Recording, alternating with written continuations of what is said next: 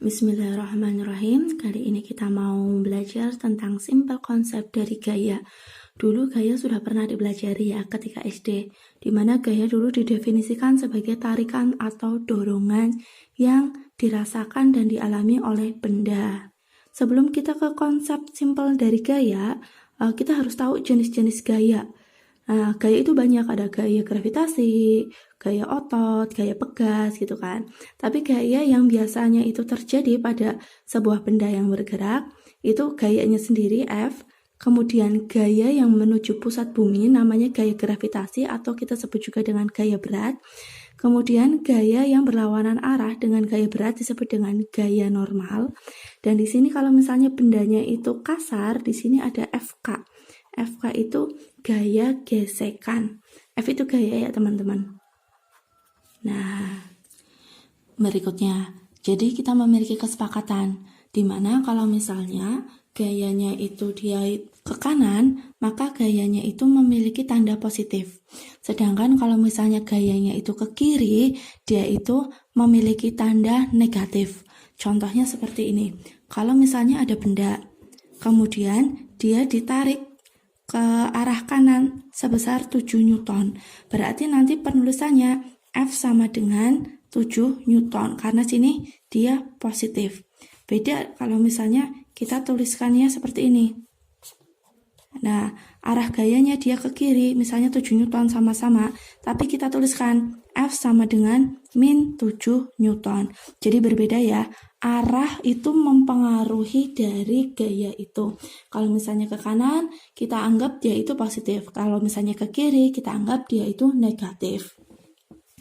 Kemudian setelah itu, kalau misalnya gaya yang bekerja itu lebih dari satu gaya. Contohnya seperti ini. Ada benda ditarik oleh dua orang. Orang pertama dia 10 Newton. Kemudian orang kedua dia hanya 5 Newton. Maka gaya yang bekerja berapa? Tinggal dilihat. Kalau gayanya searah, dia tinggal dijumlah. Tapi kalau misalnya gayanya itu berlawanan arah, dia dikurangi. Karena ini dia itu searah, berarti F sama dengan sigma ya, pakai ya sigma. Sigma itu kayak total gitu.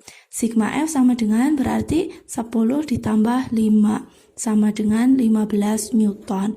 Berarti 5 sama 10 ini bisa kita tuliskan juga di sini gambarnya.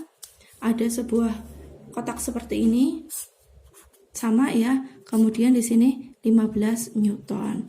Inilah gaya penggantinya, sama aja gitu kan. Kemudian misalnya kalau bendanya itu dia ada yang narik ke kanan, yang narik 15 Newton.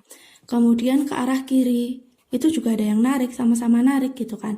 Misal berapa ya, dia lebih kecil, lebih lemah, berarti 3 Newton. Langsung aja, karena dia itu saling berlawanan arah, berarti dikurangi, yang besar dikurangi yang kecil. Yang besarnya 15, yang kecilnya 3, berarti 15 dikurangi 3. Sama dengan di sini 12 Newton.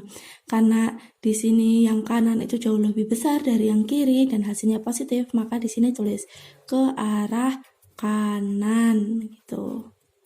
Nah, teman-teman sebelumnya harus tahu ya kalau misalnya F gaya itu satuan internasionalnya Newton.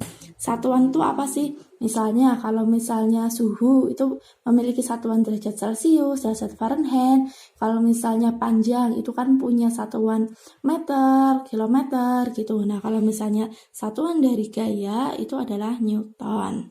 Bisa dipahami ya teman-teman?